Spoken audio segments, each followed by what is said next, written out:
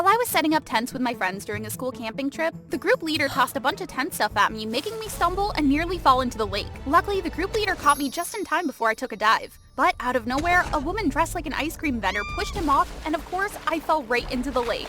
Who the fudge gave you permission to touch my daughter? Help! Please, Mom!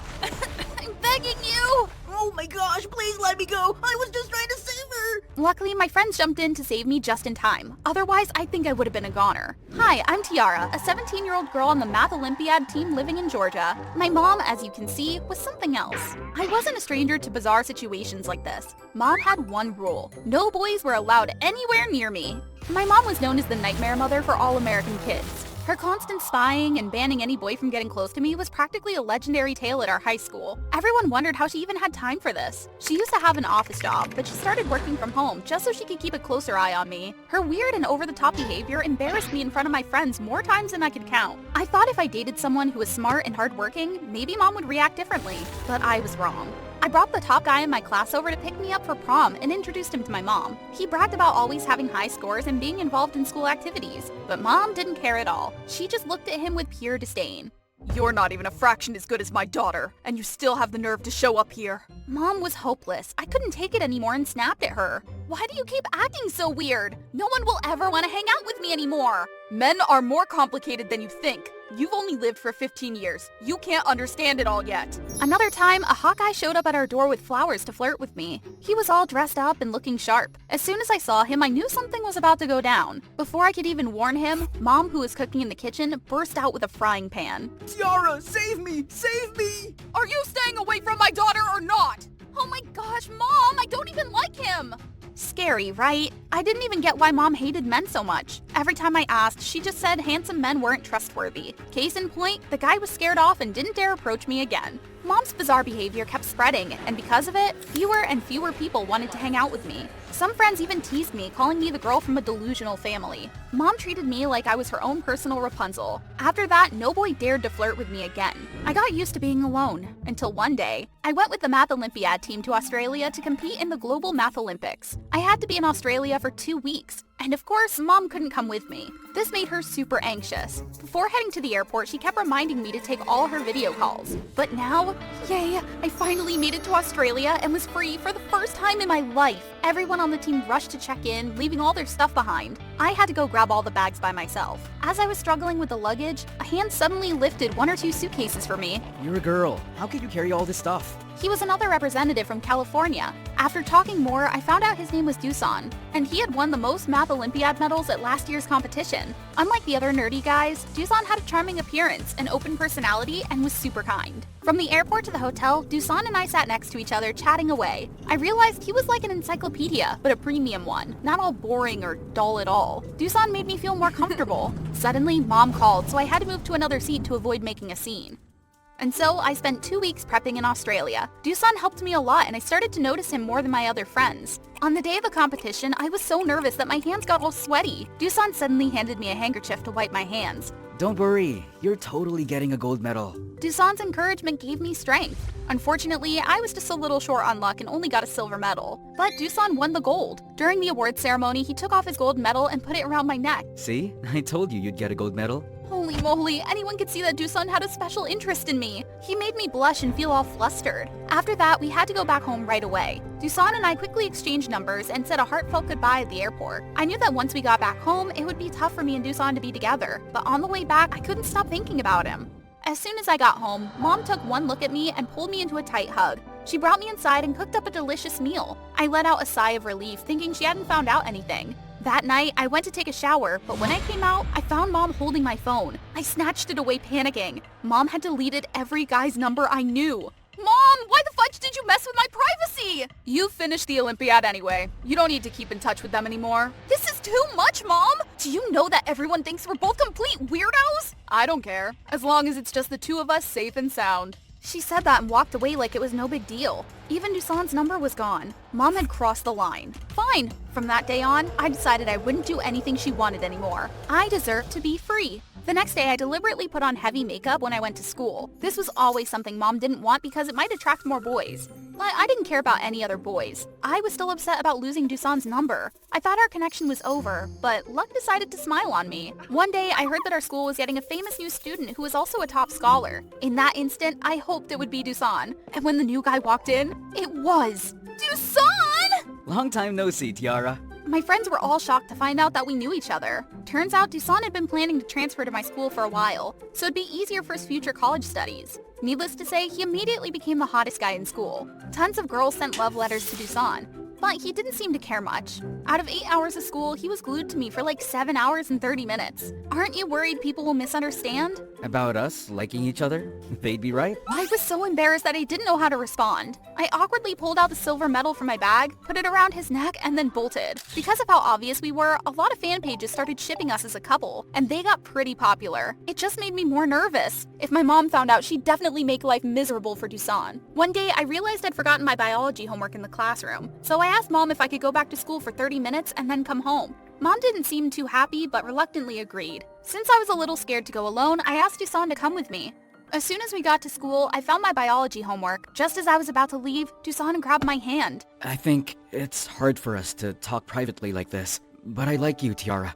Will you be my girlfriend? I froze. I never expected him to confess out of the blue like that. But in that moment, I decided to follow my heart without thinking about the consequences. I like you too, Dusan, but my mom, she won't let me have a boyfriend. I then told Dusan all about Mom's bizarre behavior. I thought he'd be scared off and give up, but Dusan just smiled and said, No adult has ever disliked me before. I'm definitely going to win her over. We looked at each other. Dusan leaned in to kiss me, but suddenly we heard hurried footsteps. Mom!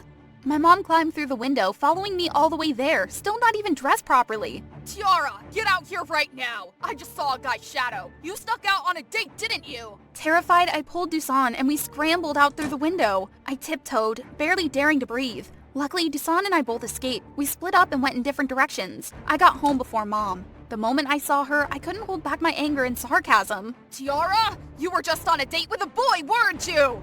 I've been home for 10 minutes already. I didn't go on any date. You're 5 minutes late, Mom. Instead of controlling others, maybe you should worry about getting home on time. Mom looked really mad and didn't say anything back. Just as I'd expected, a few days later, she tightened her control over me even more. I found out she was openly tailing me at school. When Dusan saw me, he tried to run over and hug me, but with Mom behind me, I quickly dodged him. Dusan accidentally lost his balance and crashed right into the janitor's mop bucket. Tiara?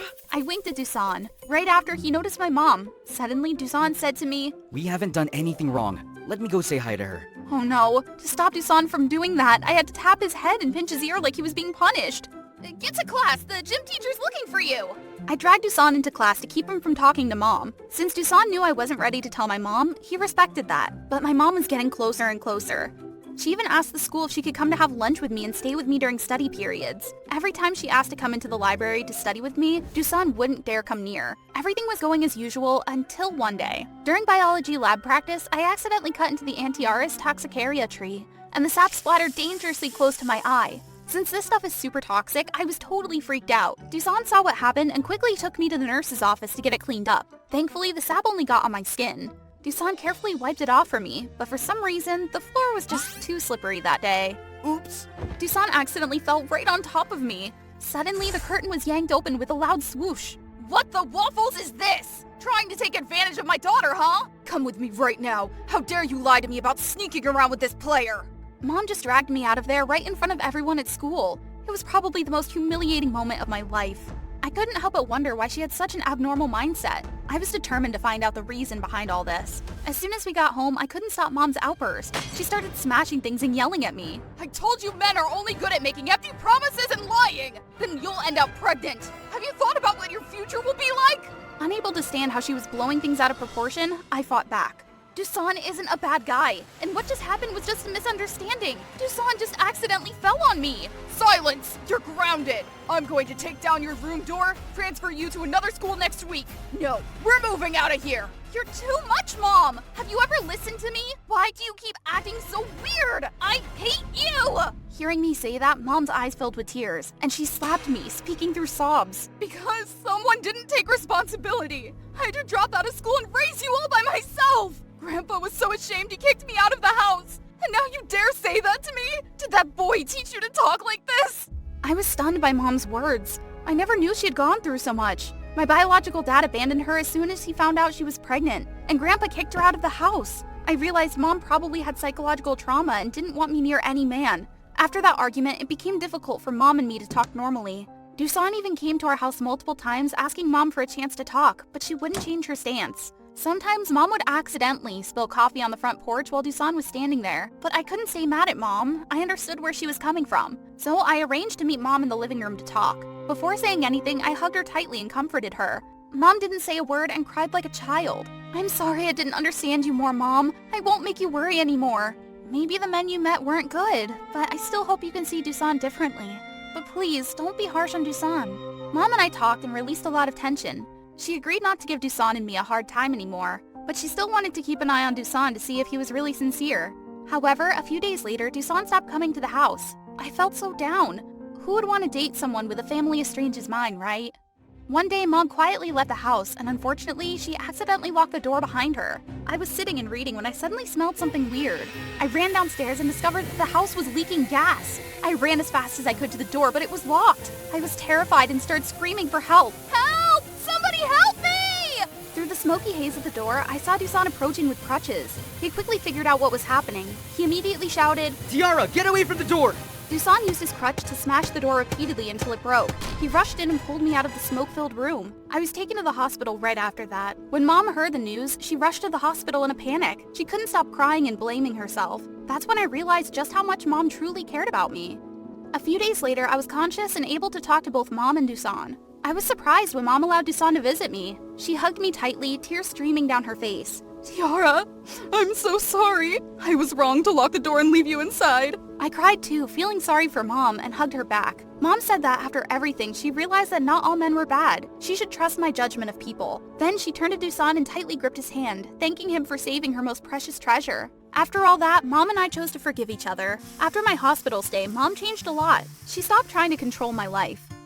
Instead, we started having deeper conversations to understand each other. Sometimes Mom even invited Dusan over to hang out and cooked for him. Every Saturday, Dusan and I would take Mom to see a therapist to help heal the emotional wounds from her past. Time passed and both Dusan and I graduated from high school. I once dreamed of moving out and not being under Mom's control anymore, but now I chose to stay in this house with her. Sometimes Dusan would come by to help us with heavy lifting.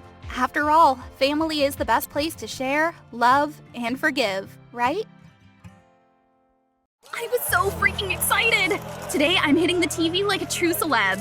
I'm Nicola, but most people know me as Candy, with 10 million followers at Sweet Like Candy on Instagram. When I was just 5, Mom posted a reel of me wobbling in a Vanellope Von Schweetz getup, and bam! Followers blew up. The interview felt like a regular chat, no biggie. Do you feel you're different from other kids? Heck yeah, but I don't care. While others were sipping milk, learning to walk, and chewing toys, I was already an internet sensation. The reporter looked shocked, and the audience seemed stunned. Did I say something wrong? I glanced at Mom. She chuckled and signaled me to keep going. So no worries there. Really? Many think fame too early has its downsides. Ever feel bothered because your life's always out there? Nah, never. Anyone saying that's just jealous of me. As soon as I finished, the audience started booing, tossing water bottles and heels on stage. Just then, Mom rushed to rescue me. We dodged and weaved, avoiding flying tomatoes and rotten eggs. Back home, Dad greeted us with a storm, confiscated my phone, and banned me from socials. Scary stuff. Let him overreact, like always. Dad's the stay-at-home type. The moneymaker and the roof over our heads is Mom's gig. He's super boring and totally against my KOL career. Opposite of Mom, so they fight all the time. One typical argument goes like this. I told you not to let her go on live TV! You didn't give her a normal childhood, so now she's talking nonsense! I can't believe you didn't think this through! Of course I did. And what do you know? Thanks to this, our girl's gonna be even more famous. Without her Instagram, would we have this swanky apartment, sports car, and travel like we do now? Dad suddenly went silent. Mom was right as usual. That's how it goes, but he never gets it. Soon enough, he'll have to give me back my phone. But this time, things were different. The next morning, Dad flat out announced divorce. No surprise, but oh my gosh, he wants to take me with him. Despite Mom's protests, Dad just told her to talk to his lawyer. And Mom actually backed down? Did he really manage to get through to her? I'm not going, it's so unfair! Trust me, you'll see I am trying to do what's best for you. I'm not going anywhere. I'm staying in my room and going on hunger strike. You can't force me. Never! I stomped off to my room, slammed the door shut. Dad will see I mean business. Wait, I haven't eaten anything today. I can't give up now. They'll keep treating me like a kid. Gotta stay strong. But how can I be tough on an empty stomach? Guess I'll have to sleep it off. When I woke up, I suddenly didn't recognize my room. Where I lay was a rundown sofa. Looked just like those kidnapping ransom videos. Oh my gosh, did this finally happen to me? I panicked, instinctively curled up like a baby. Unbelievable! Nicola, are you okay? Suddenly, I heard Dad's voice and saw him helping me up. So, I wasn't kidnapped? After hearing my question, Dad burst out laughing, saying this was our temporary place while he and Mom finalized the divorce. So my life's still upside down? Thinking about our beautiful home, I collapsed on the floor in despair. I'm not doing it! I want to go home! You should get used to this place because you're not going back home. And you know what else? You'll have to clean up and organize your own room here. How can Dad make a princess work like this? I'll be stuck here until he lets me go back to Mom's. But half an hour, 1 hour, then 2 later, Dad was still busy cleaning up, moving boxes around. When he came to mop near me, he deliberately avoided me like I was lying in a crime scene chalk outline. Sulking got boring fast, so I wandered into my room, an empty space with just a bare mattress on the bed. I went to look for a bedsheet. I'd never done it before, but how hard could it be?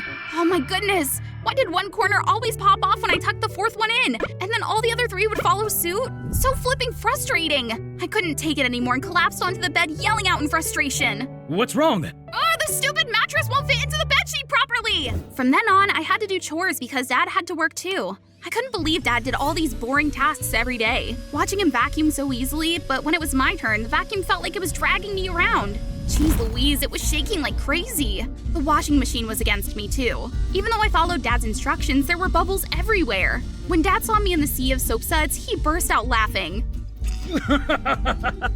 Perfect timing to clean the laundry room, huh? I couldn't even smile. After the wash, I found a red towel mixed with the white clothes, and now I had a bunch of blotchy clothes. But housework was nothing compared to school. Before, Mom had me homeschooled with a tutor. But dear old Dad thought I needed to go to school to socialize with kids my age. I can learn at home. Don't make me go to this circus, Dad. You need friends. They'll teach you a lot too. In class, the kids treated me like an alien, poking me, pulling my skirt, and yanking my hair. And when I fought back, I got scolded. What was I learning in the zoo? After just 1 week, my determination to go back to Mom was stronger than ever. Spending time with Mom was the rare normal moment. She understood me best, always taking me to places Dad never would. We went to haunted houses, rode roller coasters, and indulged in sweet treats and fast food. Mom, I can't wash another bucket of clothes. Living with Dad is no fun at all. He makes me go to school and never lets me do anything fun or eat what I like. My poor Candy, why don't you come over after school and on weekends? Unlike Dad, you can have fun here, and do you know what else? What? Update your Instagram! Your fans have been anxious since you've been off the grid. We'll shoot a bunch of videos and take hundreds of pictures to post gradually, just like old times. If she didn't remind me, I would forget. Honestly, I didn't miss constantly updating social media. That job was pretty exhausting. But it didn't matter. That kind of effort was nothing. Only Mom listened and understood how much I hated my life. So whenever I could, I'd sneak over to Mom's and we'd get busy creating content like before. I often tried to stay late to sleep over, but Dad always came to take me back. Such a buzzkill. Can you stop going there so often? You get sick all the time. 3 days with a light illness, 5 days with a heavy one. Today, Mom took me to the ice cream museum. It's like an ice cream buffet. Our toilet will have fireworks tonight. Did Mom forget you're lactose intolerant? So what, Dad? Good food is worth it. And who takes care of you when you're sick? Not her! I have some job interviews in another city coming up. You'll have to take care of yourself. I was only thinking about staying at Mom's, but Dad outsmarted me by arranging for a coworker to watch me. But if Dad thought that would stop me, he was wrong. I casually triggered the old house's fire alarm, giving me plenty of time to escape while she panicked. By the time Dad found out, I was already at Mom's. Bring her back to me! I'm her mother. Why should I return her to a stranger? Ridiculous. Let's say what the court says about a father who abandons his child. Dad had no choice, so I got to stay in heaven for a few days. So awesome! The other day, Mom took me to a movie premiere. The dress she chose was beautiful, but a bit too skimpy for the chilly weather. I had to hold myself together to not shiver while posing for the cameras. The next day, I had to go back to school. Achoo! I must be allergic to that boring classroom environment. Achoo! And so, I fainted. When I woke up, I found myself in a hospital bed with my teacher next to me. She said I was taken to the emergency room right away. She also said she couldn't reach my mom, so she stayed with me. Mom must have been busy, so I reassured my teacher to go home. I waited and waited, only seeing doctors and nurses checking in on me. Finally, late at night, my mom showed up. Why was her face so red? Probably from juggling work and worrying about me. What kind of hospital is this? It took forever to find my daughter's room. I'm going to sue all of you. Please calm down. This is a place for patients to rest. I already told you we have no one named Candy here. Is this your mother? Huh? What a strange question. I nodded, feeling confused. See? Ma'am, the name you gave isn't her real name. How are we supposed to know patients' nicknames? Well, you guys don't know my daughter is a very famous KOL in real life? Are you okay, sweetheart? Let's go home. As Mom hugged me, I couldn't help but think. She never called me by my real name, always sweetheart, honey, or Candy. Probably because we were more like manager and artist. Luckily, I was discharged that night and returned to my comfy bed in my beautiful room, sleeping soundly until my growling stomach woke me up. It was way past noon, so I called for Mom, but she was nowhere to be found. Calls went unanswered, texts unread. Maybe she was on a business trip? What kind of work trip doesn't include me? Starving, I decided to order DoorDash, but then I remembered I had no money. So I stumbled into the kitchen to make some instant oatmeal. Ha! My first time cooking! I suddenly missed the times Dad took care of me when I was sick. He always made hot food and knew exactly what medicines I needed. After eating, I dozed off until morning, waking up to the sound of the door opening. Mom was back! I rushed out to greet her, but she dropped her phone in shock when she saw me. Goodness gracious, Candy! I just got back from a friend's housewarming. It's beautiful, with indoor and outdoor pools and a rooftop greenhouse. Mom rambled on like she totally forgot she had a sick daughter at home. I let her chatter like a child for a while and then tried to bring up my upcoming birthday. As I expected, she got flustered and changed the subject. The next morning, I called an Uber and went to Dad's. As soon as he saw me, he bombarded me with questions. Why I was alone, when I got out of the hospital, if I had eaten, what medicine I took, but didn't wait for answers before dragging me to the clinic.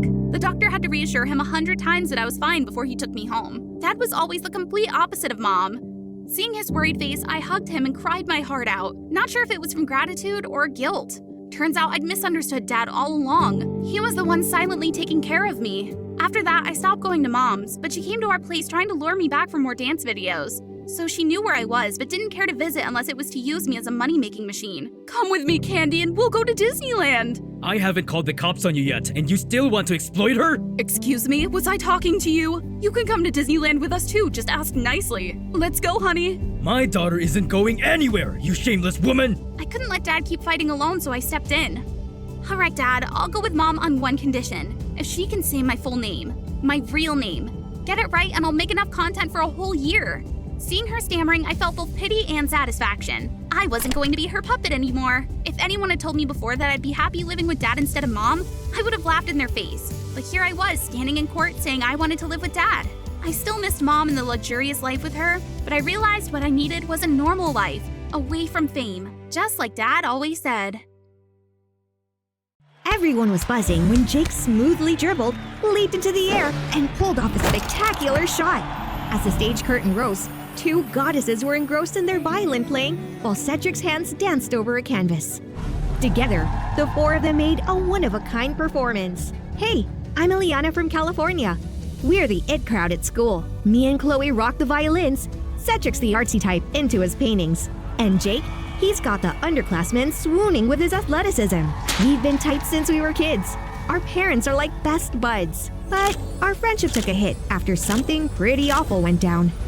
Before we dive into my tragic tale, don't forget to hit like and subscribe for MDA, okay?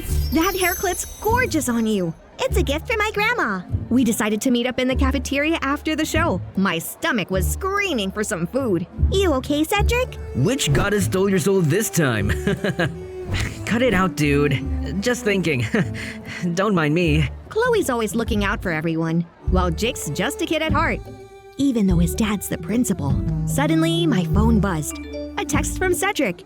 Wait, where'd he go so fast? Meet me at the school's garden. What's up with that? Amidst the sweet scent of flowers, I found him painting, totally in the zone. His face was angelic, and those blue eyes, like the sky. No wonder you get love letters in your locker every day. Cedric looked at me, smiling gently. There was something different about his gaze today. I don't need those, Eliana. These feelings have been growing, like a canvas waiting for its colors. I can't hold it back any longer. I love you, Eliana. I was totally caught off guard by his confession. Never thought I'd have to choose between friendship and love. I'm sorry, but I really value our friendship. Isn't it great, being such close friends? I could see the disappointment in his eyes. I like Cedric, but just as a friend. Above all, I didn't want to ruin the pure bond our group shared. I'll wait until you're ready. Cedric! It's okay. I'll finish this painting before I head back. You should go. I left the garden heavy-hearted, feeling like I'd done something wrong.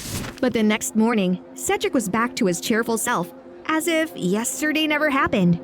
I even wondered if it was all just a dream. Only Chloe was acting strange. She didn't sit with me like usual, didn't talk, just quietly finished her lunch. Hey, what's up with Chloe? Thought you two told each other everything. Hold up! There's a charity event at the community center this weekend. My dad's really hoping we can make it. Me and Cedric quickly agreed. Chloe, on the other hand, took some convincing from Jake before reluctantly nodding. That was odd, considering she'd always been so kind. That day was busy at the community center. Me and Jake were scooping soup for everyone while Cedric handed out bread. Chloe was playing shop with some kids nearby. Tiring, but fun. Whoops! No worries, I'll grab a towel. Searching through our bags for a towel, I accidentally, ouch, pricked myself on something sharp. Oh snap, you're bleeding. Let me see. Cedric carefully bandages my finger. Meanwhile, Chloe comes over looking annoyed. It's just a tiny cut. No biggie, right? What's your problem with me, Chloe? Instead of answering, she just storms off, leaving me wondering, what's her deal? The next day when I hit school, there was this crowd that snagged my attention. Getting closer, I spotted the mess on the floor. Paint splatters everywhere, squished tubes of paint scattered around, alongside some snapped brushes and smudges. Cedric was standing in the middle, totally frozen, hands clenched and shaking. What the heck happened? How did this even happen? That was the paint set we gifted him. Chloe circled the scene. The crowd kept growing until the supervisor had to step in to calm the chaos. The four of us ended up in the cafeteria, trying to comfort Cedric. Someone did this on purpose. After a bit, we concluded that some dude at school must have messed with Cedric because of all the girls crushing on him. That's the only thing that makes sense. But something didn't sit right with me. That was just a reason to make him feel better. It didn't stop there. 3 days later, Jake screamed over the phone, freaking out that his basketball was mysteriously deflated. It was signed by Kobe Bryant. It meant everything to me. Jake's basketball was punctured all over. We looked at each other, sure that someone was targeting our group. But why? Jake took a few days off for a mental break, while Chloe and I had a performance coming up, and we couldn't miss it. Yet, she's been kinda cold to me since that charity event. Right before going on stage, she kept dodging my attempts to cheer her up. Until... What's wrong, Chloe? My violet bow! It's gone! I can't find it anywhere! I checked her violin case again. Nothing. What now? The performance was about to start, and here we were, struck by bad luck again. This time, Chloe.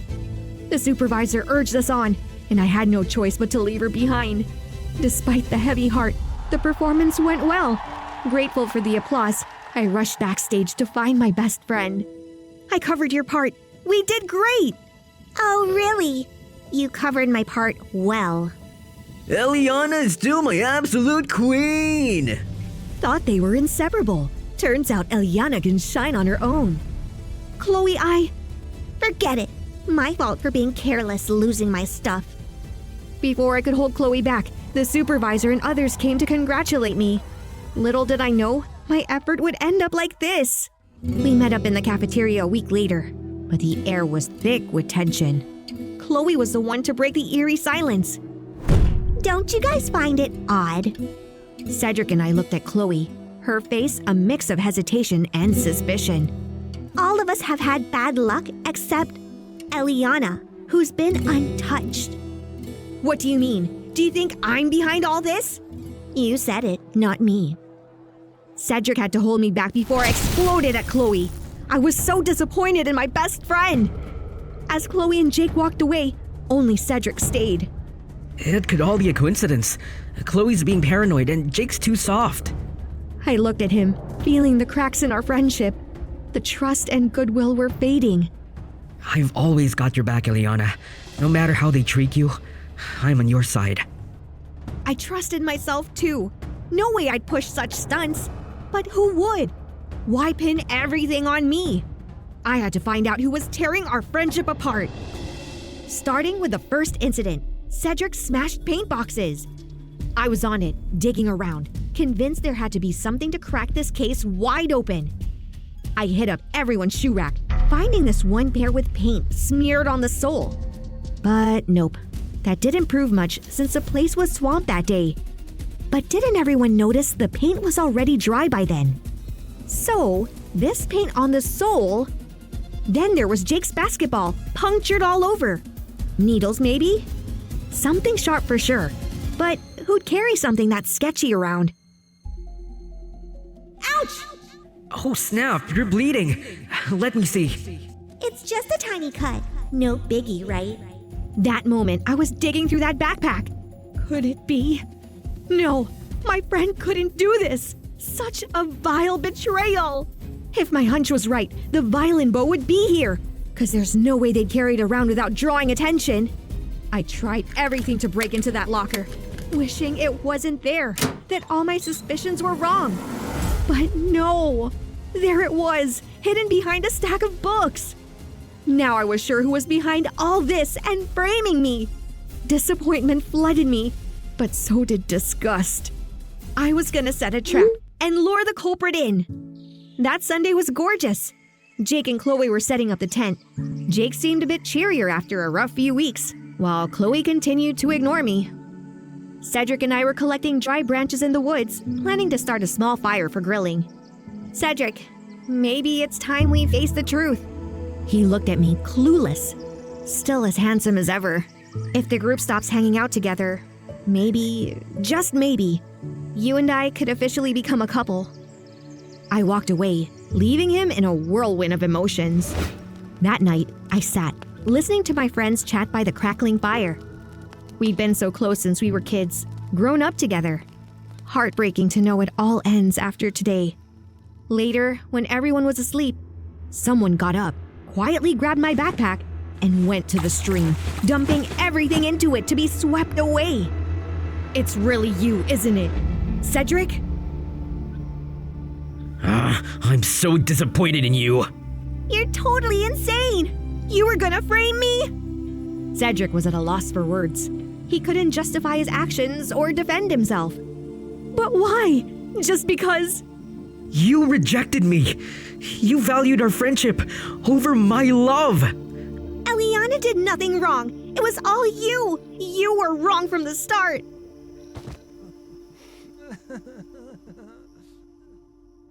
Months have passed since then. Cedric transferred schools and we haven't heard from him since. Still, if he changes and comes back, we're ready to forgive. Man, I was mad at you. Thought if you and Cedric got together, it'd be awkward for the group. Silly. I'd protect our beautiful friendship no matter what. Guys, help! Those girls back there want me to be their boyfriend, but I can't date all of them. Monday, Tuesday, Wednesday, Thursday, Friday, Saturday, Sunday. You know, night after night, I'll be loving you right 7 days a week. My Junko! I'm so obsessed. Man, I wish someone was crazy about me like that. Whoa!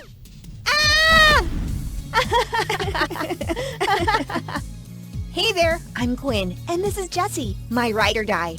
We vibe on a lot of things, especially our love for K-pop. I wish I could marry Junko, or any hot Korean guy, to be honest. Dream on, girl. Real love only exists in those music videos. Nah, I don't buy it. I'm a hopeless romantic, for real. But before you dive into my mess of a love story, hit that like button and subscribe to the MDA, okay? After that, I started looking for boyfriends online, even though Jessie kept. Bet your love life's gonna crash and burn with those dudes. Come on, Jessie, I'll show you. This guy here looks pretty decent. Swipe right and... Let's see who's desperate enough to date you. Dylan, give it back! Let's see.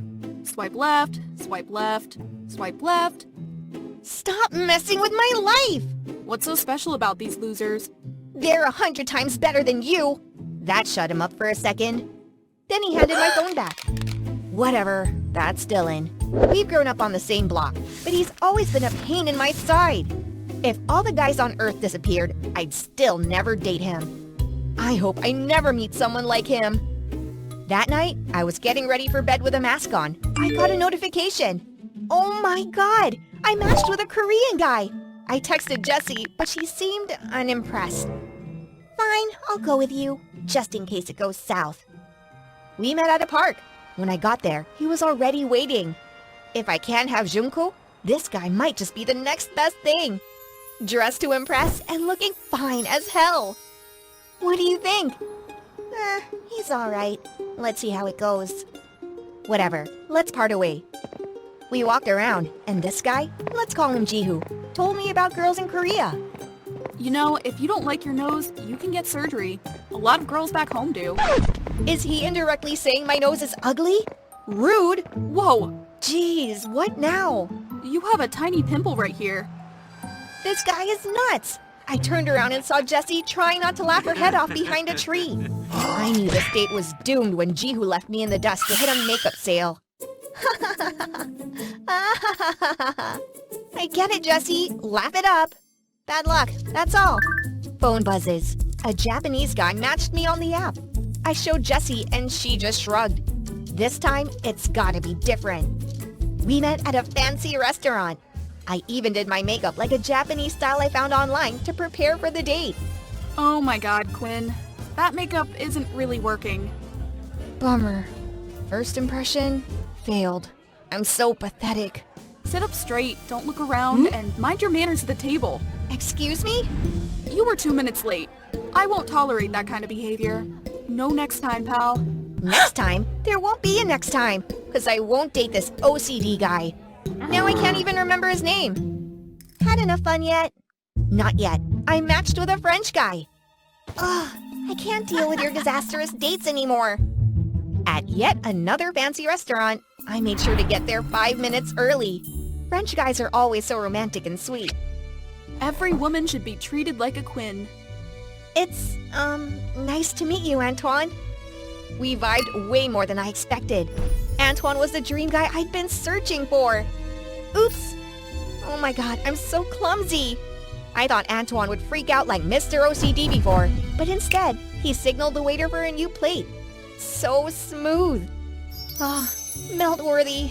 Why isn't Jessie here to see this? Ew, what's that smell? What was he talking about? Some guest that just walked by stinks. Then Antoine took out a perfume bottle and sprayed it around, even on our food. You okay, Quinn? I'm sensitive to weird smells. Achoo! Achoo! Sorry, I gotta go to the bathroom. Achoo! What the heck just happened? My head's spinning. I can't. What's happening? She's allergic to perfume! I don't remember anything after that fall. So embarrassing. Thank God Jessie wasn't there, or she'd have laughed in my face. Turns out, all my romances have been epic fails, and Jessie's still the one getting all my tearful rants. Will I ever find my Prince Charming? Don't stress, I have an idea. Dylan, are you kidding me? No, Dylan's a great guy. Just give him a shot. Never. Even if all the guys on Earth disappeared, he'd be the last one I'd date. What's got your panties in a twist? Some foreign dude? You told him? No. How did he know then? Ugh, go away. So freaking annoying. That afternoon, I was sprawled on the couch watching TV.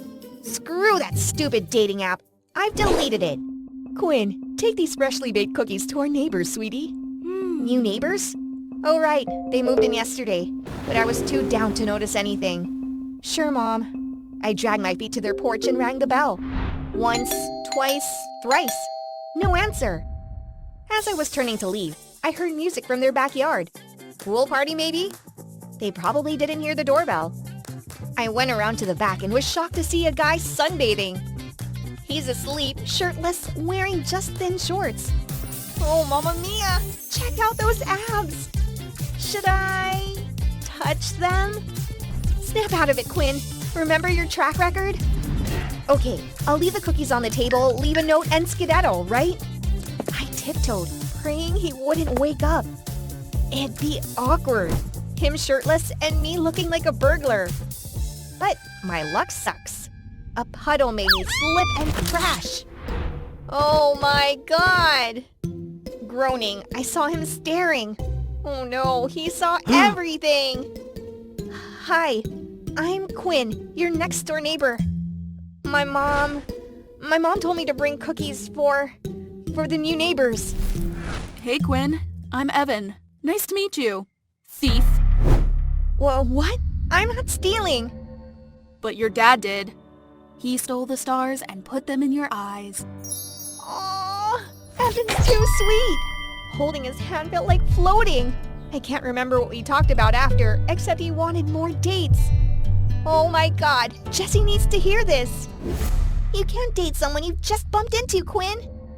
No, Evan is amazing. You don't get it. I don't care. You ignore the good guys and fall for jerks. How can you even be sure Evan's like that?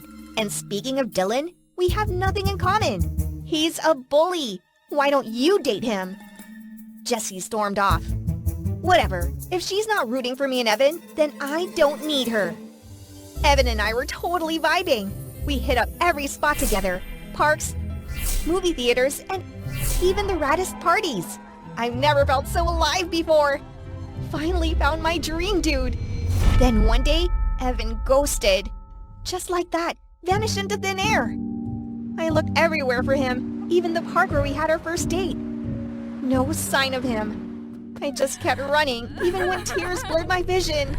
Whoa, watch it! Evan, is that you? What's your deal? You lost it or something? Seriously, you okay up there? Sorry, she's with me. Suddenly, I felt someone lift me. Not Evan, but Dylan. Why is he here? Had to save your butt. They were about to lock you up in a loony bin. Wait, had he been following me? Evan's gone. What can I do to make you feel better? I need to find Evan. Seriously? You're so damn clueless. Dylan then floored it, speeding past other cars. What the hell? I don't want to die. You don't? Then why'd you almost get yourself killed over some loser? Still, he drove me around to find Evan, but no luck.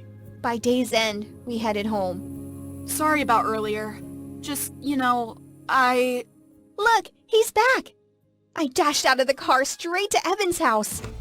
Evan, where the hell did you go without telling me? Not him, just his housekeeper doing her weekly cleaning. But I found something big. Evan had another place uptown. I was about to catch a bus, but Dylan insisted on driving. What were you saying earlier? Nothing. Turns out, Dylan's not as bad as I thought. He was being all chill until we passed a hospital. I saw Evan. Was he sick? Injured? Oh, my poor Evan. As I stepped out, I froze. A woman with a kid ran to Evan. They kissed. So it was all true. Honey, I think he's taken. I didn't believe her until I saw it myself. Seriously, life? I got screwed over again. Hey, hold up! You should try out for a marathon or something. You suck! So you think I suck? Fine, I'll own it. Just for your information, I only mess with girls I like. Dylan, what does he mean? Here, drink this. You'll need energy for more crying. As I reached for the soda, he grabbed my hand. Dumbass, I'm into you. Like, really into you. This sweetness. That's when I realized when you meet your other half, it's not just you who's blown away. The universe celebrates too. Can you drop me off at Jessie's? I rushed into Jessie's arms, crying like a baby. Luckily, she wasn't mad anymore. Finally got it, huh? Wait up, I realized something else. To Jessie's surprise, Dylan peeked from behind the door. I told you so! Then Jessie hugged me tight.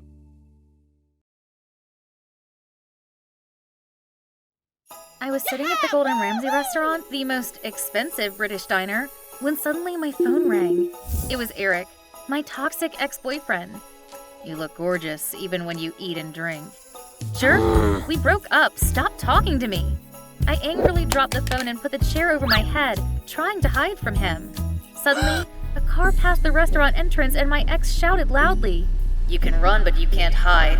I'll definitely come back to you." Then, without paying attention, Eric's car crashed into a nearby trash can, causing him to fall out of the car.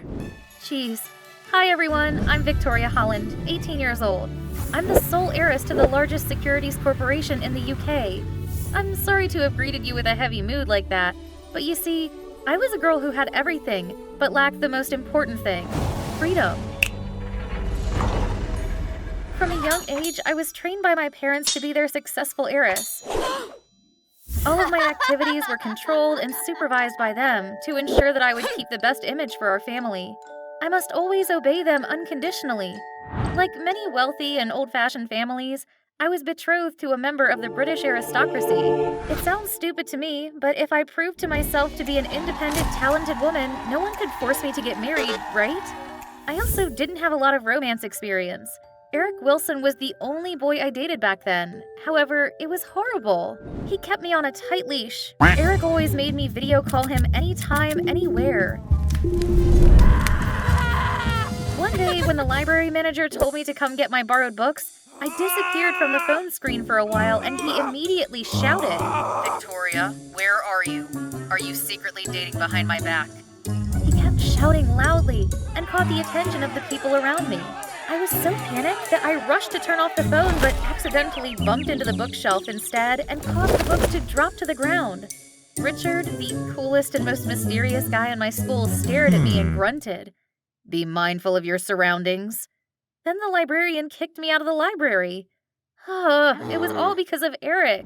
Another time I had a dance class and was paired up with a boy. While we were dancing, I saw Eric sneaking behind the class door in an absurd appearance. He grabbed his shoe and threw it at my dance partner's head. "Who let you touch my Victoria?" My whole class laughed loudly while the teacher tried to prevent him from entering, but Eric threw a pile of money at him. "Take this and get lost." I yelled at him angrily. "Enough!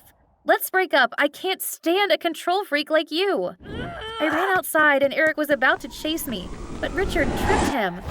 "Cool your head, snob. This is an academic place, not your playground." "You?" Richard just coldly pulled away and left him behind. From that day on, I cut off all contact with Eric.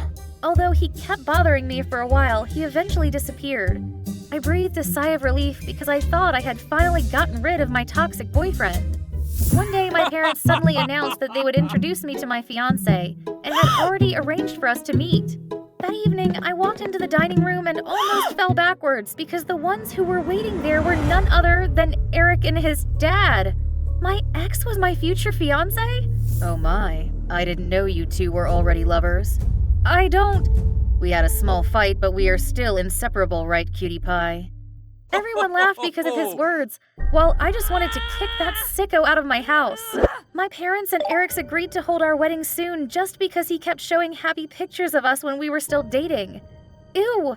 I was sick to my stomach, but I didn't want to embarrass my parents, so I just stayed silent for the whole meal that day. I could only shoot my food at Eric with my fork as revenge. Victoria, behave. It's okay. She's so cute. Ugh! I must stop this. I would definitely make Eric hate me. Soon, news of my and Eric's engagement broke out. My parents even enrolled us in some pre-marriage classes for the nobility. Jeez, those boring classes quickly became a disaster when I had to study with Eric. The teacher invited me and him to stand in front of the class to demonstrate that method. It was a golden opportunity for me to teach my ex a lesson. I slipped a bag of farts into Eric's pants pocket, and when he sat down to meditate, the sound of farting was so loud and vulgar that it made the whole class burst out laughing. The teacher tried to hold back her laughter while covering her nose and told Eric to go back to his seat. Ha ha! Looking at his flustered face, I knew he must have been fed up with me. When class ended and we went home, Eric suddenly ordered the driver to stop in an empty alley. He then pulled me out of the car and shouted, "Stop resisting me, or you'll regret it." He held my wrist so tightly it hurt. At that moment, someone instantly grabbed Eric's collar and punched him. It was Richard. He quickly pulled me behind his back and threatened to punch Eric again. My fiancé sobbed, then ran away. I won't forget this.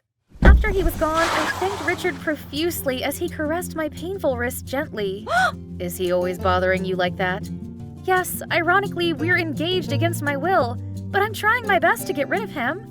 Without saying anything, he just carried me to his car, then drove me home. After that day, I talked to Richard more. His gentleness was completely different from his cold appearance. More than that, Richard fully understood the pressure of being an heir, and he also hated arranged marriages.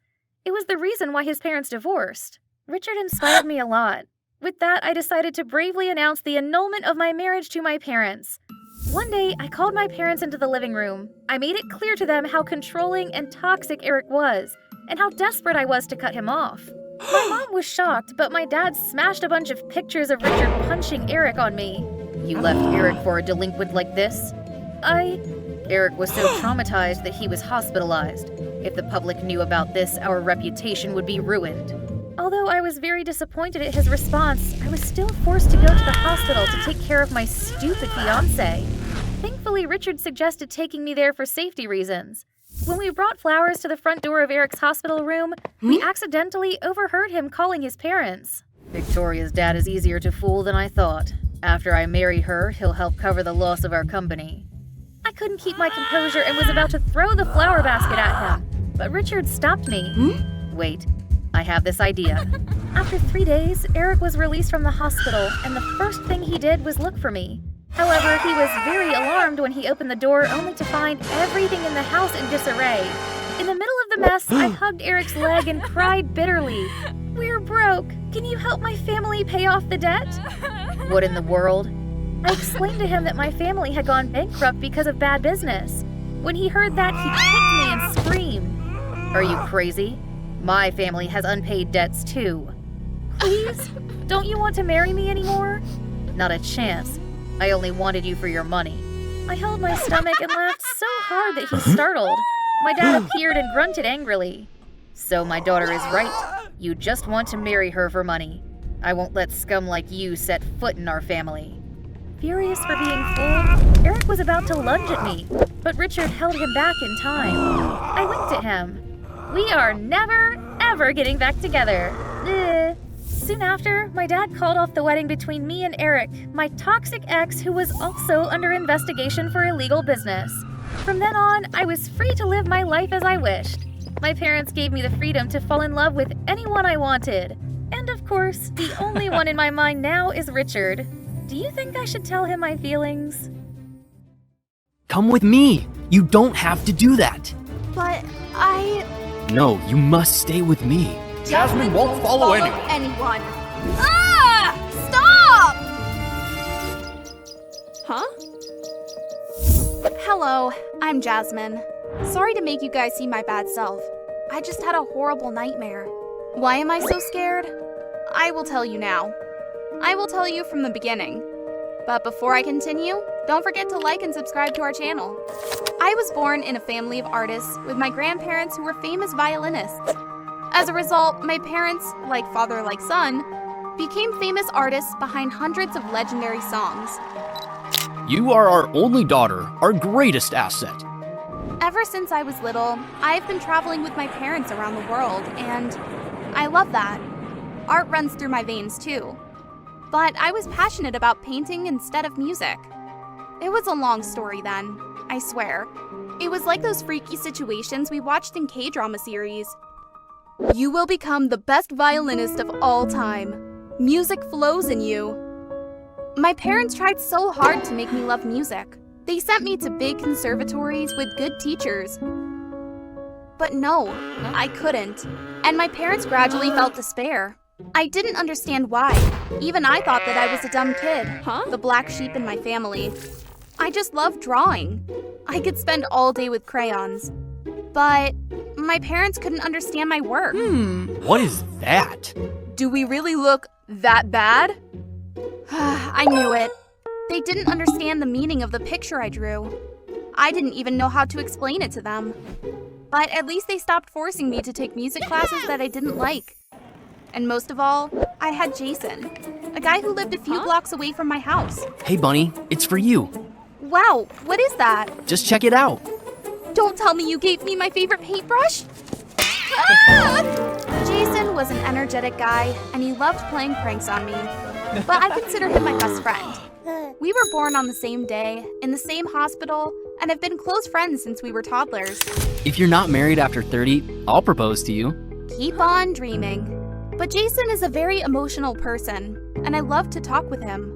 And one more thing, we share the same interests. We are special, and so are our paintings. They can't be seen with naked eye. They're made to be felt by soul. I'm very proud of what I'm doing. How about you? Yeah, me too.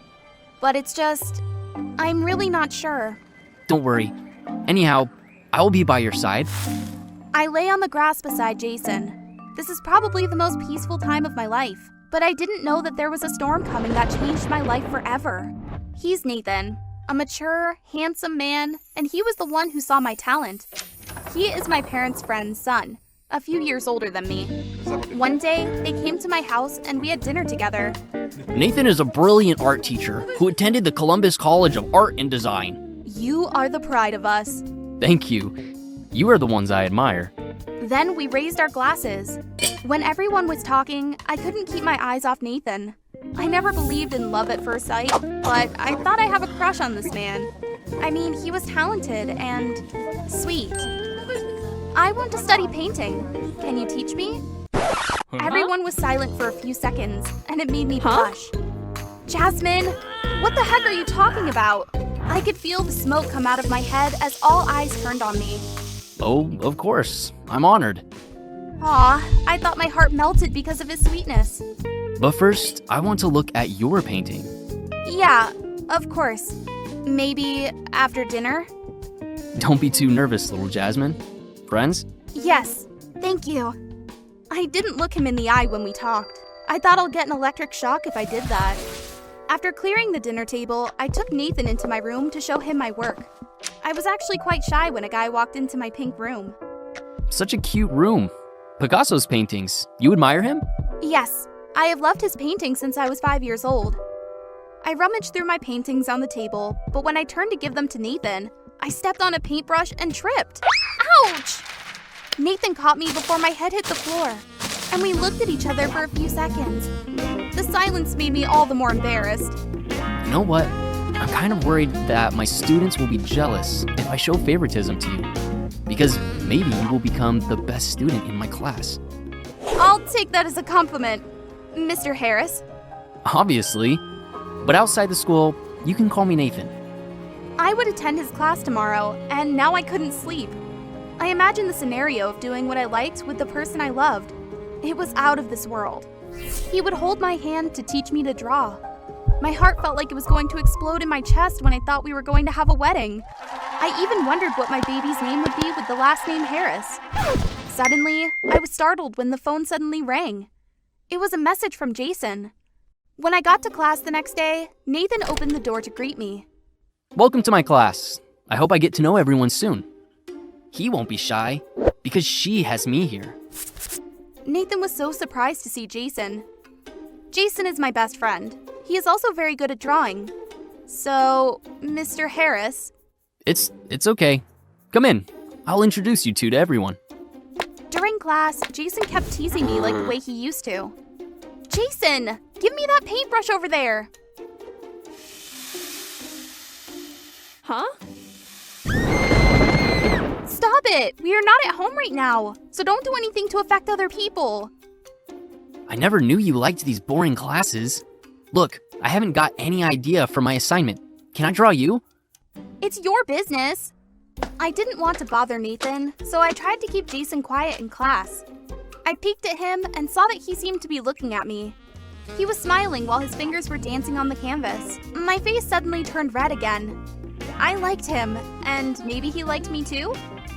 Hey, honey bunny, is there something wrong with your brain? Why is your body hot and your face turned red? I think I'll get burned if I sit next to you. Why don't we get out of this boring place to find somewhere to chill? Come on, Jason. I have to prove to my parents that I'm as talented as them. What made you change your mind? You... Don't mind much. Just do well on your test. Nathan has signed me up for a drawing competition, which would be held at the end of next month. From that day on, I went to drawing class every day to practice for the contest. I knew my parents felt reassured to see their daughter working so hard. The relationship between me and Nathan grew closer and closer. I tried to make as much personal space for us as possible. I came to class early and purposely stayed late until everyone had left. As planned, he would offer to take me home. Time to go home. It's not safe for a cute girl to be left alone in class. I'll drive you home, if you don't mind. I have a few gifts wanting to send to your parents. Yes! The fish was getting caught on the hook! Now it was all about my ingenuity. Yes, Mr. Harris. I mean, Nathan. I spoke up to break the silence. Nathan, have you ever fallen for a student? I respect everyone who's studying with me. No, I mean, like, a couple. I can't do my job well if I'm emotionally involved. That was the rule I made for myself. But it's a shame. Yes, I've fallen for one of my students. Oh my god! I knew it! I knew he liked me too.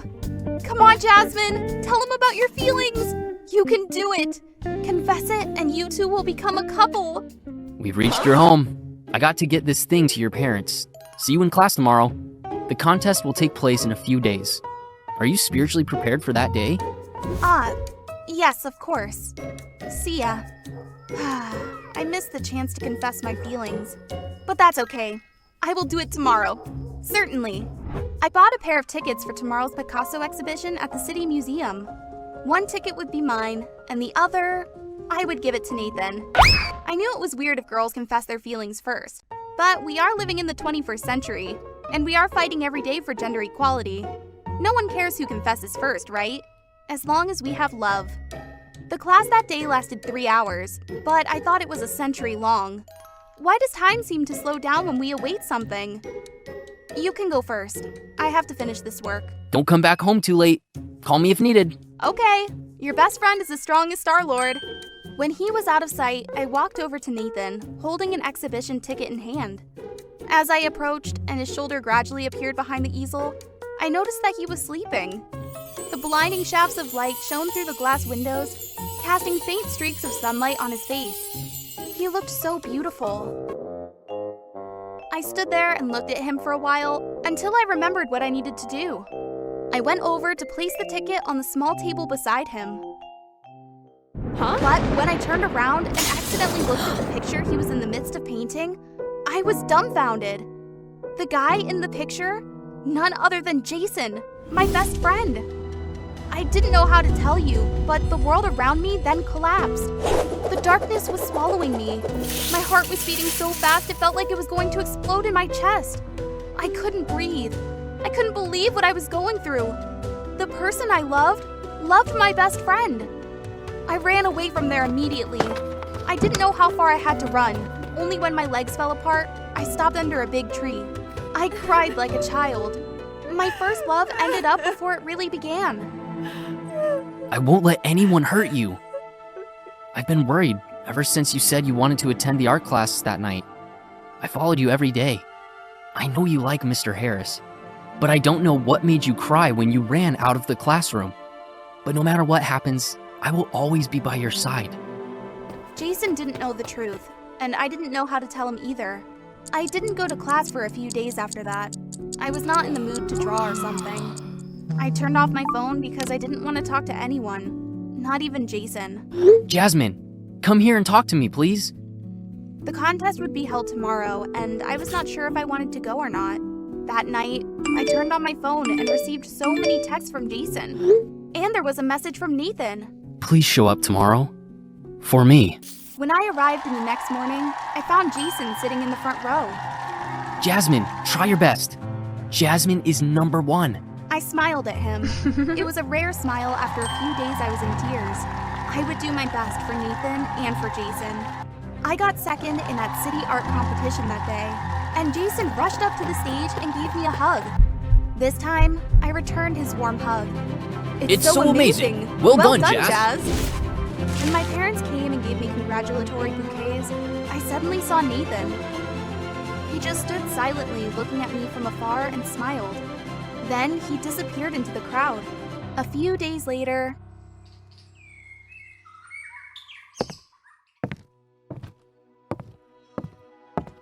I heard that Nathan's going to Germany. Did he leave again? He's only been home for a few months. His father said that he wants to pursue his dream of becoming a world-famous abstract artist. Hi, I'm Jasmine, a famous artist. Are you surprised? But this is my fiance, Jason. We are engaged and plan to get married next June. So I don't have to wait until you turn 30 to marry you? Did you send Mr. Harris our wedding invitation? Yes, he will come to our wedding with his boyfriend. What? Really? Why didn't I realize it when I was in his class? I'll keep it a secret. Mr. Harris and I will keep that secret for each other, like a promise. Oh, thank you so much! Our family will forever be in your debt! I grinned at the woman. This was the first time I'd felt this kind of happiness. OMG! Run! The royal soldiers are coming! Axel grabbed my hand and we bolted. The pounding of horse hooves got closer. Panic spread through the marketplace. Round them all up. Search the whole ship. These pirates stole treasures from the royal ship. I command you to stop! Little miss, who gave you the right to talk here? We were dragged away, one by one, as the villagers pleaded for us. I snapped awake as the maid pulled back the curtains. Princess, your etiquette class starts in 20 minutes. Ugh, I wanted to wake up to birds chirping and waves crashing, not some maid nagging about school time. Is the princess up yet? Okay, I'm up. Jeez. Groggily, I got out of bed, slipped into my slippers, and headed for the bathroom. Hey there, I'm Elizabeth, a princess from a small European country. Everyone thinks being a princess is all fun and games, but trust me, it's not. Before we go on, like and subscribe, okay? Join me for my boring etiquette class today. To be honest, I've done this class a few times already. 1, 2, 3, ugh! Keep your back straight, Elizabeth, or that crown will fall.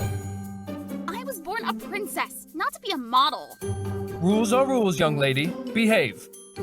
Trying so hard and still disappointing Dad and the instructor? I'm so done with this. I wish I could turn into a seagull and just fly away. Whenever I ask Dad about the outside world, I always get the same reply. It's dangerous out there. You're safe here. The vast sea and its crashing waves, pure freedom. I've always loved reading sea adventures and dreamed of sailing. This is not suitable for a princess. If you don't listen, I'll ban you from the royal library. I've reached my boiling point. That's it. I decided to run away from this nonsense. That night, I planned my escape while everyone was asleep, but luck wasn't on my side. Caught right away. But I didn't give up. Over the next few days, I worked on another epic escape plan. Yep, I stole it from the storage room. Tonight, I'm ghosting out of here right under their noses. All right, it's go time. Gonna do this, then that. Darn, it's so heavy. I took a deep breath, prepping to sneak out. The hallway was clear, perfect as I planned out. But as I took a step, OMG! Just my luck! I must have stole some old rusty armor from my great-grandpa's era. Whatever. I'd pick it up and just go. Slowly, super slowly. Oops. Then I heard footsteps. Gotta move before I get busted. Dad would ground me for life. Hey, where's your post? The princess? You need to guard her room super tightly. Wait, why are you so short? Are the royal guards recruiting hobbits now or what? The king needs more guards. Get going now. He ran off. Phew, that was close. I made it to the palace gates. I just say the princess ordered me out and I'm good. Easy game. I grabbed my bag and made a beeline for the harbor. No plan yet, but I'll figure it out. The harbor was bustling. Oh no, the ship's about to leave. Gotta hurry. Oh! My bad, sorry. It's cool, just in a rush. Huh? I dashed to the ship, but when buying a ticket, I realized this wasn't my bag. What the heck? Oh, great. What now? Think. Suddenly, I saw some folks struggling with heavy chests. All right, next plan would be hide in here till the ship's about to dock, then make an exit. Perfect! But my joy was short-lived. The ship began shaking violently. Water rushed in. What's happening? OMG, it's sinking! The waves tossed me around. Help me! Dad, someone's over there. We need to get closer. As my strength faded, I felt myself being pulled out of the water. Everything blurred and I couldn't see my savior. Then everything went black. I slowly opened my eyes. Mom! Dad! She's awake! Pirates? Hey, who are you all? Guard! Guard! To their surprise, I figured maybe they weren't that bad, considering they did save me after all. Hey there, I'm Axel. Huh? What? I recognized him. He's the dude who took my bag, but claimed some other guy swiped it. So where's my bag? Clearly, it's somewhere at the bottom of the ocean with that chest. Guess we're square then. After donning some rad pirate clothes, I dashed to the bow to take in the beauty of the sea, but a massive wave rolled in and made me super queasy. Hey, you good? Nope, definitely not. My head's spinning and my stomach's churning. I think I'm gonna... Bleh. Oh no. Dad, seasickness alert! I apologize. We should turn the ship around and take the young lady back to the land. His words snapped me back to reality. Even though I was still dizzy, I knew why I left and wasn't about to head back. I'm fine. Let me stay. I can, clean and tutor Axel. You can read and write? Duh! The king himself taught me math. What? Look, 550 divided by 2 is 275, not 250, you dope. Oh snap, you're right. Phew! Almost blew my cover there. The pile of rigid knowledge from my father helped me out. I can't let them know I'm royalty. Gotta keep this a secret. From then on, I stayed with Axel's family on their pirate ship. Sometimes, I wonder if my father's out looking for me. But whatever. Freedom's sweet here. Even if I can't stomach their canned meat, things are good. Axel taught me how to fish for the yummy grilled dish that magically filled my hungry stomach. Man, I thought I was gonna starve. If my dad finds out I made a fire on the ship, he'd kill me. Why's that? What are you two up to? Nothing, sir. You two, put that fire out before it catches the fishing nets. The moonlight reflected beautifully on the shimmering waters. Come here, I'll teach you how to steer. Really? I'm not sure I can. No worries, been doing this since I was 5. I'll give it a shot. The moment I grabbed the wheel, it felt like I had the entire ocean in my grasp. I'd never forget this moment. I gotta go to sleep. See you tomorrow, I said, running off, leaving a confused Axel behind, trying to hide my tomato red face. Next morning, I spotted Axel and his dad lugging a finely crafted chest. It looked a lot like the royal ones. Did you get these from the royal ship? Yep, but Dad says it's not stealing in the bad sense. Stealing is wrong. Can't believe you guys do this. Chill, Elizabeth. Let me show you. I was mad until we docked at a small island. The islanders rushed to greet us. Turned out, Axel's family redistributed stolen goods from the corrupt royals to the needy islanders. Thank you, miss. We're so grateful. Dad always taught me to care for our people, and here I was doing it, but differently. Suddenly, there was commotion, and the sound of galloping horses got closer. Run, Elizabeth! Royal Guards! In the chaos, I lost grip of Axel's hand. Axel, where are you? Just then, a royal guard planted his spear right before me. Seize them all, filthy thieves! I command you to stop. Yo, you sly dogs! Took me a hell of a time to trap you all. Both me and Axel's fam were caught and taken to the palace. As we stepped in, everyone recognized me as the princess. Axel's fam was shook. Axel, dude was so stunned he couldn't even speak. The king was stoked, but against what I expected. He ordered Axel's entire family to be jailed. These people kidnapped the princess and committed royal theft. Lock them up till their trial. What? No, it wasn't like that. Despite my pleas, Dad just wouldn't hear me out. I knew he had been itching to nab these pirates for a while, and the princess kidnapping thing was just an excuse to stack charges. All I could do was visit and feed Axel's family daily. I felt guilty. Was it my fault they got nabbed?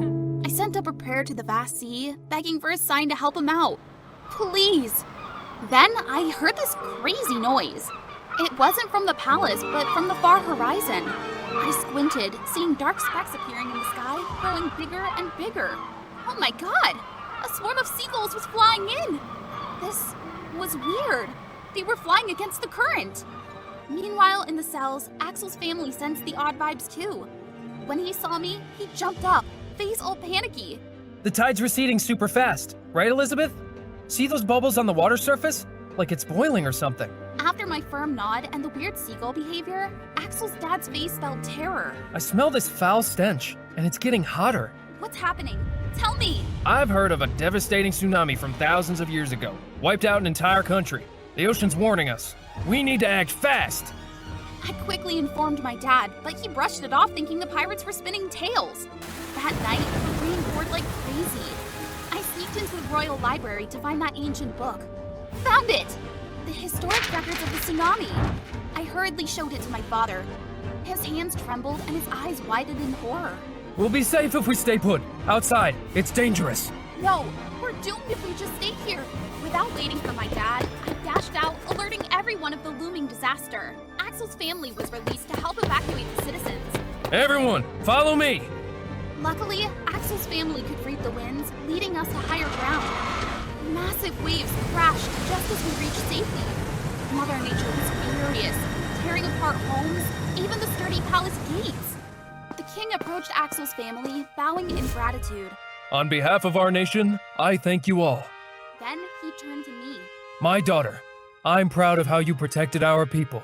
He decided to reward Axel with a royal commander position, but he turned it down. You know, I just want to be free with the sea. I looked at Axel, his face glowing in the sunset's embrace. I'll strive to be a good princess, looking out for my people. We'll cross paths, someday, for sure. I pinky swore to Axel before he and his fam boarded their ship ready to sail. The king entrusted them with supplies for distant islanders. Y'all looking forward to our reunion? As for me, I know that no matter the distance, Axel's always there, in my heart.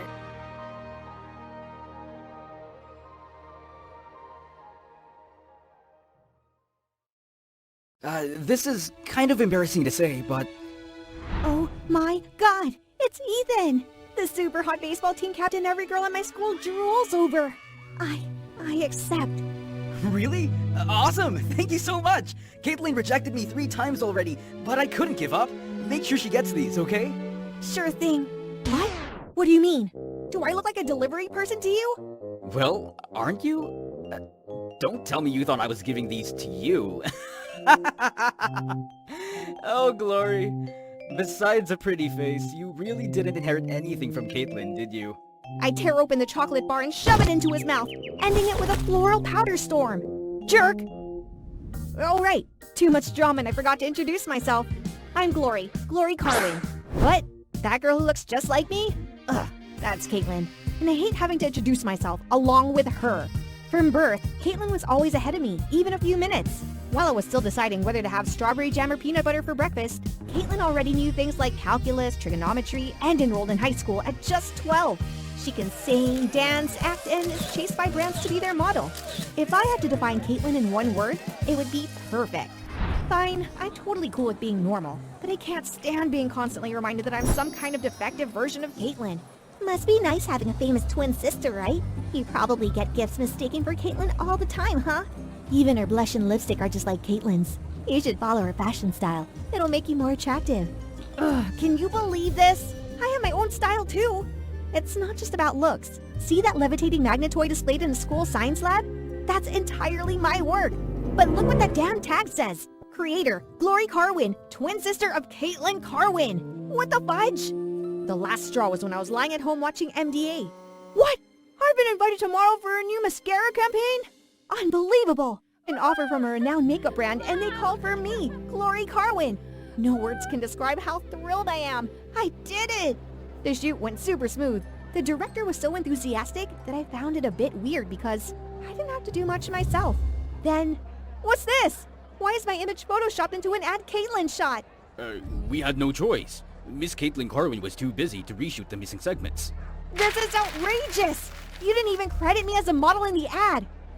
Well, it wasn't you anyway. You should be grateful that your pretty face, similar to Caitlin's, got you this valuable opportunity. Damn it! That's why they directed me in such detail. It was all to match the missing ad segments Caitlin had shot. How are things at school lately? Caitlin, help Glory out. She seems to be struggling to fit in. I don't need Caitlin's help. I can do everything by myself. Why does everyone always talk about Caitlin, Caitlin, Caitlin? Enough is enough. I can't endure this for the rest of my life. I must find a way out of her shadow. And yes, this is the opportunity I've been looking for. I wonder if Caitlin will participate this year. Seems not. She must still be haunted by last year's loss to Anna. Such a pity. All right, I'm entering this contest. I'll prove to everyone that it's not Anna, not Caitlin, but I who will win. Huh? Is that Caitlin? No, that's just Caitlin's new copy who just enrolled. Can't you see how pale she is in comparison? Even she's competing in the King and Queen contest. Ugh, what? What do they know about me to say that? Her name is Glory, not Caitlin, nor a copy of Caitlin, in case you didn't know. The contestants need to gather now. Let's go. Oh my god, he's holding my hand! Who is this handsome guy? We've never met before. Even my parents couldn't tell me and Caitlin apart until we were 7. Thank you, Mark. He surprised me. You knew I'm Glory, not, is that Caitlin? Or is she Caitlin's twin sister? Like everyone else. Oh, it's thanks to your levitating magnet project. That was cool. I've been paying attention to you since then. And hey, you're nothing like Caitlin. Glory, you're memorable in your own way. Gosh, exactly what I always wanted to hear. I started crying like a baby and poured out all my pent-up frustrations to Mark. I've never been listened to and comforted that much. And guess who asked me out after the King and Queen contestant meetup? We clicked amazingly well, like a match made in heaven. I even found myself studying harder with Mark's help. Great job, Glory. You got everything right on this one. You're improving so fast. Thanks to you, Mark. Gradually, I felt something more than friendship developing between us. I wonder how Mark feels. Could we possibly win the King and Queen crowns and share a kiss on prom night? Oh, I'm so shy. Everything was going so well until... What the heck? My vote count is plummeting. Posts on the forum keep saying I cheated on tests and had Caitlin do my homework. Just like Caitlin's copy, inside and out. Can't you do anything on your own? That's Anna, a mean girl who always clashed with Caitlin. She actually dethroned my sister to win the Queen title last year. You're the one behind this, aren't you? If you have so much free time, why not focus on your own grades? Haha, look who's preaching about cheating. People around started whispering. I'm about to rip her hair out when... Hold on, Glory. What are you doing here? I didn't influence anything. Glory has been studying hard and her success is her own. And I didn't ask for your help either. Why do you always meddle in my life? Glory, I want to test my abilities, right? Just wait for the knowledge contest. I'll prove to everyone. As a result, I topped the score in the knowledge contest. Anna is furious. She won't let go as long as I threaten her queen title. Ha ha ha, then bring it on. One day when Mark and I were volunteering at a pediatric hospital, who pushed you? Can you describe the person? She wore a pink dress, a black cap. She said her name was Glory. What the? Impossible! Little buddy, can you take another look? Someone who pushed you was dressed like this? Oh, please! I can't believe you'd do such a thing. Kids don't lie. But they can be mistaken. It couldn't have been Glory. She was playing with me and the kids outside all morning. Yeah, Glory didn't go anywhere. After a lot of explaining, the nurse reluctantly lets the matter slide. Though she seems unconvinced. This is insane! Someone's definitely setting me up! Anna? Wait, why are you here? What's that? Let go! Don't you dare! Ouch! What is this? Anna, did you dress up as me to push that child? Or are you scared that I'll take your queen title? Ha ha ha! Ridiculous! Who are you for me to be scared? Just give up. At least you won't have to lose embarrassingly like Caitlin. I won't lose to anyone. Not you, not Caitlin. Tired of Caitlin, huh? Too bad you can't escape her. Mark and Caitlin have been close for a long time, you know. Stop beating around the bush, Anna. What do you really want? Oh, Glory, you think Mark genuinely noticed you? Your sister must have asked Mark to help you because she knew you couldn't win on your own. And did you know he used to have a crush on Caitlin? The scene I dreaded the most happened just before prom night. Thanks for helping, Glory. Honestly, I'm worried about what Anna might do tomorrow. No worries. I'll keep an eye on her. We could warn Glory. No need. I don't care what she does, but at least she told me the truth. Glory! So that's how it is. Everyone underestimates me. No, Glory, listen, Just go away. I don't want to see your face. You too, Caitlin. You're like a curse. When will I ever live a life not haunted by you? My heart shattered seeing the hurt in Caitlin's eyes. I didn't know what to do except run away. I didn't mean to hurt Caitlin and Mark. but they deceived and belittled me. Huh? What's this? Why is my face breaking out in itchy red spots? Glory, you... Oh my god, what happened to your face? I don't know. Oh no, how am I supposed to go on stage like this? Damn it, I knew Hannah would pull something like this. Glory, don't give up. You'll win. Let's see. Caitlin! We need to turn these red spots into part of your makeup. I got it! Right, I can't give up. With a few strokes, I turned the red spots into flowers, creating an entirely new makeup layout. Amazing, Glory. You look stunning. Thanks, Caitlin. I'll avenge you. I'm going to beat Anna for sure. I stride onto the stage with the most confident smile, knowing I just need to be myself and I have loved ones who support me. Mark wins the king title. No curiosity. And the queen? It's Glory Carwin! Oh my god! I did it! I actually won! Glory, watch out! If it's not me, no one else can be queen! Ah! Well, that's the price of always playing dirty. Turns out the red spots were caused by Anna putting an allergic powder in my makeup. She also sabotaged Caitlin the same way last year. Glory, I was really worried about you and just wanted the best for you. I'm sorry I didn't realize how much you were struggling. I'm sorry for hurting you too. I was awful. Caitlin, you don't hate me, do you? No, Glory. How could I? We're family. Congratulations, Glory. Mark, I have a question. You used to like Caitlin, right? Uh-oh, I'm out. Well, I did, but now it's different. It's you, Glory. Glory.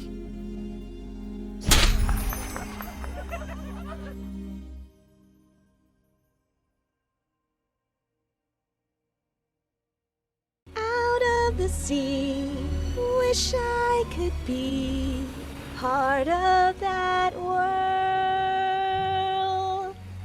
I was sitting on a rock watching the sun dip low in the west. To me, that's the most gorgeous sight you gotta soak in at least once in a lifetime. I'm living in one of the prettiest beaches in the Philippines. As my skin's drying and the distant chatter of folks reached my ears, I quickly dove into the water. Hey, look over there! It's a mermaid! I had to leave before they spot me.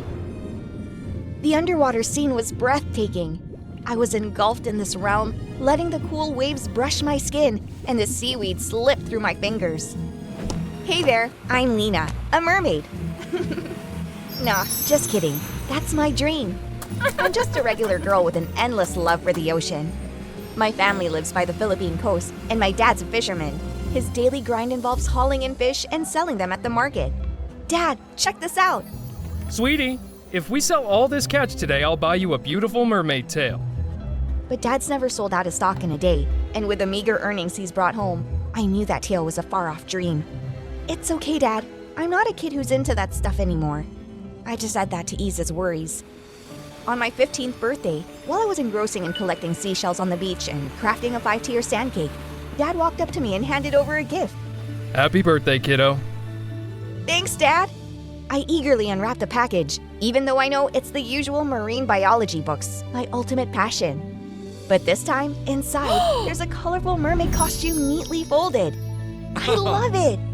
From that day on, I'd wear my mermaid gear every chance I got and swim by the nearby shore. One afternoon, after a blissful swim, I overheard my parents arguing. Do you know that mermaid costume has devoured our food budget for the month? I might need a job to help out the family. The next day, I noticed a crowd flocking to the shore nearby. Looks like they're searching for something. They've recorded a mermaid here.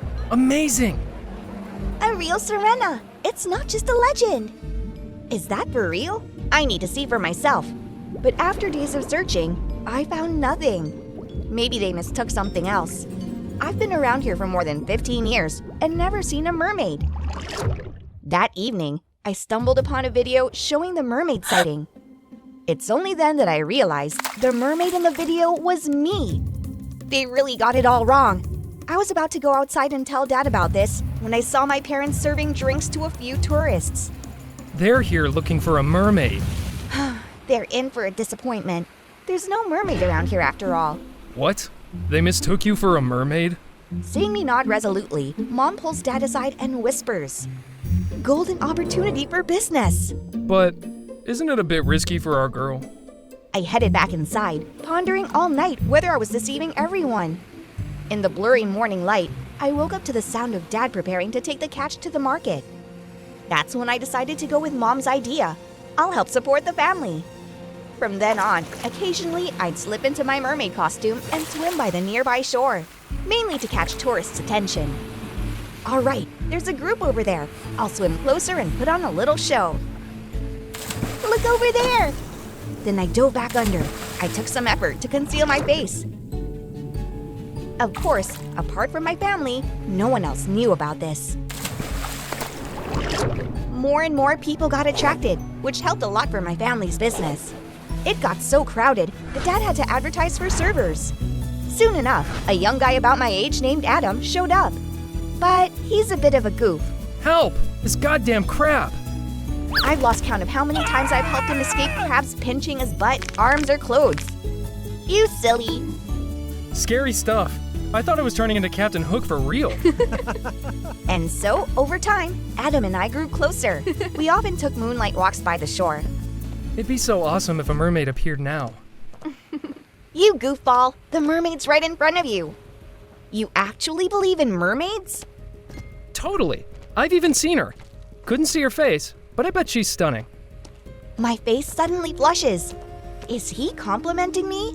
I'd trade anything just to touch her face. I can help you with that. Huh? How? I took Adam's hand and placed it on my cheek. We locked eyes. His eyes were lighting up as I felt incredibly embarrassed. I wonder if mermaids get pimples. Oh, Adam, you silly guy. Just like me. How sure are you? I bet the mermaid gets acne in her puberty. A few weeks went by. My feelings for Adam grew, but I had no idea if he liked me back. One morning, Adam came to find me, and he said he had to head back to the city for school. I'm gonna study and work at the Marine Research Institute. That's my dream too. I gave Adam some of my favorite books before he left. Goodbye. Don't tell me you're gonna cry. You gonna miss me that much? You silly. Just got some sand in my eye. Good luck with your studies. One day, 2 days passed. I felt down and didn't even want to hit the beach. Maybe you should head out to the city for school and hang out with friends. But I still have to. Don't worry. Just go. This is the first time I'm leaving home for the big city. Manila truly blows my mind with its skyscrapers and bustling streets filled with passing cars. All right, I need to cross this road to get to Manila Ocean Park. That's where Adam works. Watch out! A hand grabs my backpack and pulls me back.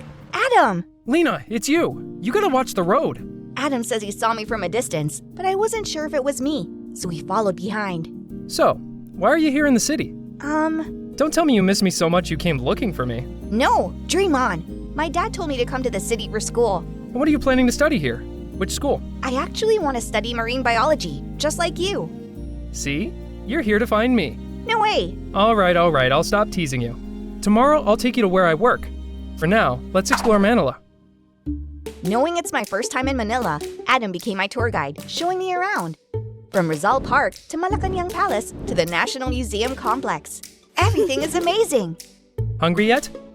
Only when Adam mentions it do I remember the growling emptiness in my stomach. Well then, let's eat. I'll let you taste this dish. I wait as Adam brings out a plate of food, steaming and fragrant. A huge piece of crispy fried meat. Please enjoy. It's called crispy pata. Wow, it's amazing! After finishing the meal, Adam and I take a stroll. When I see a crowd gathering and making noise, my curiosity gets the best of me. Can you sing? They're doing street karaoke. It's a blast. Adam leads me there and he sings for me. It's the first time in my life I felt my heart miss a beat.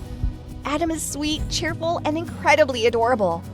We hold hands and slip away from the crowd while everyone keeps on singing. I'll take you back to your hotel. Tomorrow, we'll meet at Manila Ocean Park. Adam helps me onto a jeepney, but before I can steady myself, the vehicle moves and I stumble forward. I shut my eyes tight until I feel Adam firmly grab me. Turns out, I'm on top of him. We are really close. Oh, this sturdy chest. I could lay my head on it every night. He smells nice too. Grilled squid scent? Get up. You're quite heavy, girl. Heavy? You jerk. You planning to get me up or not? Whatever. I say and walk off straight. Adam scrambles up and follows after me. The next day, I visit the Marine Research Institute where Adam works. After talking to the manager, I quickly get accepted as an intern. I enter Adam's workspace and find countless photos of me in my mermaid costume and a bunch of articles, research materials about the existence of Serena. She's really beautiful, isn't she? Adam's standing there, looking at me with a warm smile.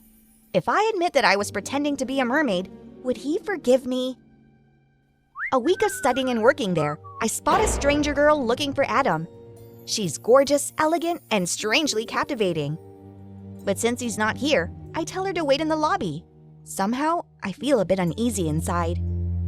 After finishing work, I stepped out of the lab and saw Adam returning. As soon as she spotted him, the girl dashed over and started planting kisses all over his face. Her actions froze me in place for a few seconds. Lena, Adam called my name, snapping me back to reality. you can head back on your own today.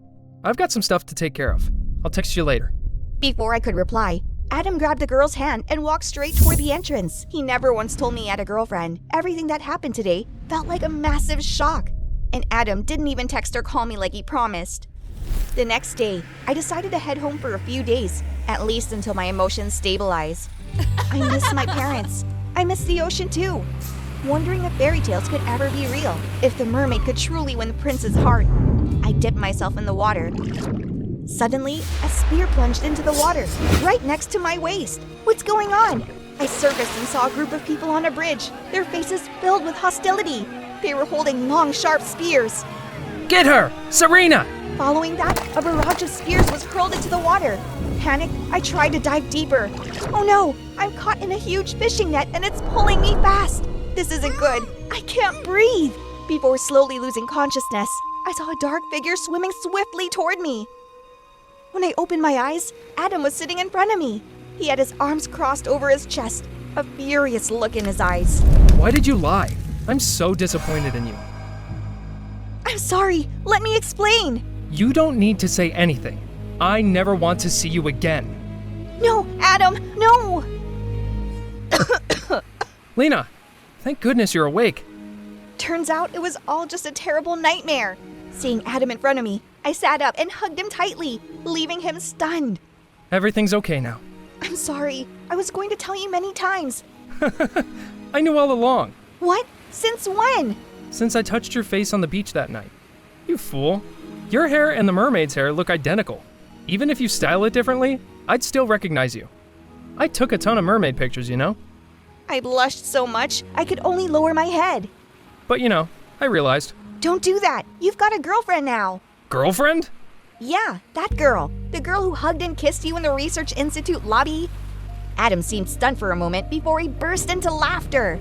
Oh, that's Daisy, my sister. My actual sister. I gaped in surprise. Adam explained that Daisy had just returned from studying abroad in the US, so she used a carefree European-style greeting. Are you jealous? Adam's words made both of us blush. Hey there, look what I caught. A lovey-dovey couple. Adam and I exchanged a look, and then he reaches out to help me up. That night, we walked along the beach together again. So, do you still believe in mermaids? I think that doesn't really matter anymore, because now I have my own mermaid.